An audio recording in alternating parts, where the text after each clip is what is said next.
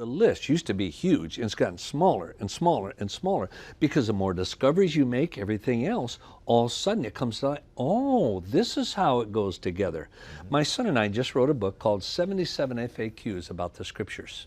I took the 77 most difficult questions about contradictions, everything, and documented it on the 8th grade level for CBN viewers, the 9th grade level, and documented step by step by step to clear up every single contradiction.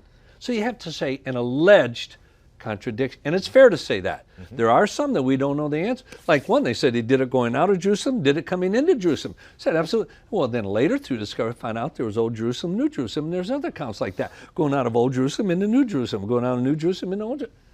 It all worked out. Archaeology has probably cleared up already over half of all what appeared to be alleged discrepancies in the scriptures.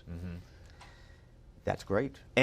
But getting back to some of the other things that people might say, like I think there's a scripture about the sun going across the heavens, and they go, well, okay, the Bible doesn't know that the sun just sits still and the earth goes around it. But it can be poetic language, right? Well, much, and not only the Bible, classical literature ever, we use poetic language to describe something. Like we talk about a sunset today. The sun's not really setting. That's right. But every one of us talks about it. Even scientists who might say the Bible's not true would probably use the word sunset. See, what we often try to do, we try to impose principles on the scripture that we wouldn't impose on everyday situation. Modern discoveries, back in the 1800s, I think when this stuff was first, this idea that the Bible's not real was coming up, people were saying things like, well, Moses couldn't have written the first 5 books of the Old Testament because they didn't have that style back then. They didn't have judicial systems. Yeah, they didn't have writing. Well, and what have we found since? Well, in the book, I have quotes from Harvard professors saying there was no writing at that time. It was impossible. But with even just the Ebla discoveries in Syria near Aleppo, with the Ebla discoveries, took language 1,000 years before Moses. And all of a sudden they said, uh-oh. And it's like with the Hittites, mentioned all through the Bible, the Hittites. And I've got all the scholars of that time saying, this is all fiction. There was never anything such as the Hittites. Termites, yes. Jebusites, yes. But not Hittites. But now you can go to Harvard or anywhere else and study the Hittite language. The archaeology discovered the Hittites fitting into the exact time, everything. So you just need to do your homework. And with the book, I try to help people to do the homework.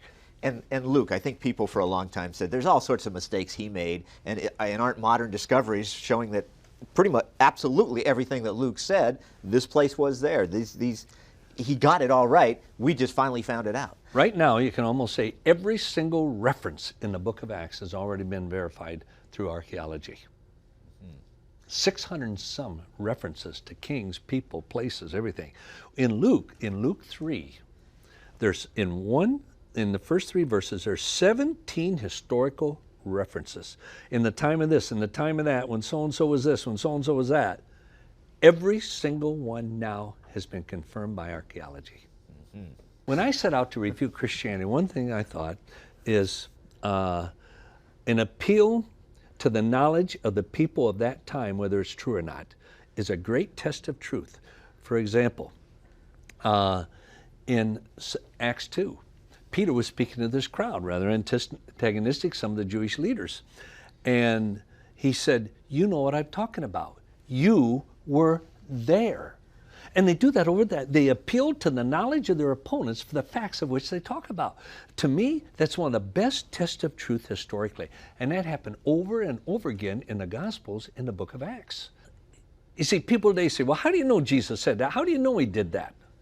Well, they had the same question in the New Testament times. Why? Even more so than today, because they were dying for it. And they wanted to know, is this true? Did Jesus really do this? Did he really say this?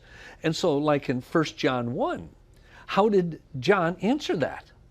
They said, how do we know this is true? John said, what our eyes have seen, what our ears have heard, what our hands have handled is what we're declaring unto you. In other words, we were eyewitnesses. We were there.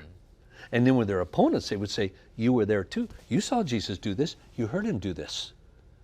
And you can't get much better evidence historically than that. And we have that in the scriptures.